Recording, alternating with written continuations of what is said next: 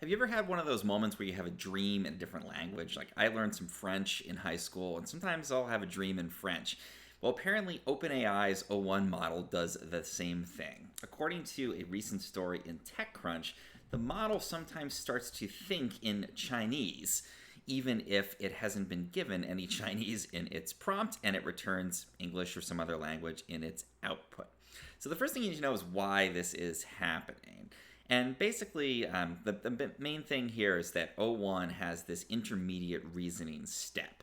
So versus GPT-4o or some of the other models where you put in your prompt and you immediately get a response, this with O1, there's sort of this medium step where it's thinking about what you put in and reasoning from it and following different chains of thought, essentially. It takes longer, it's more expensive, and ultimately you end up with a better answer from it. But you've got this intermediate step. And the second thing you need to know is where the Chinese comes into it. And that's in that intermediate step. So sometimes people will put in a prompt, it'll start thinking in their language, say it's English, then it'll switch over in that intermediate step to Chinese, think about it in Chinese for a while, and then go back and give a response in English.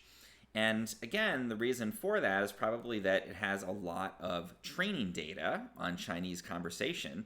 And just like you might find it easier to think about something in one language versus another, if you know multiple languages, or to write something out in one language versus another, or do math in one and, science in another, it does the same thing. It knows a lot of Chinese, and so sometimes it seems to feel it'll get better results if it does the processing in Chinese instead of doing it in English, even if it then basically translates it back to English for the response. And the third thing you need to know, what I thought was really cool, was that it actually uses other languages for certain tasks. And again, no one's telling it to do this. It's just learned this from its training data. So TechCrunch says that it uses Chinese for a lot of things, but it also uses French to think about songs, which makes sense, a very lyrical and beautiful language.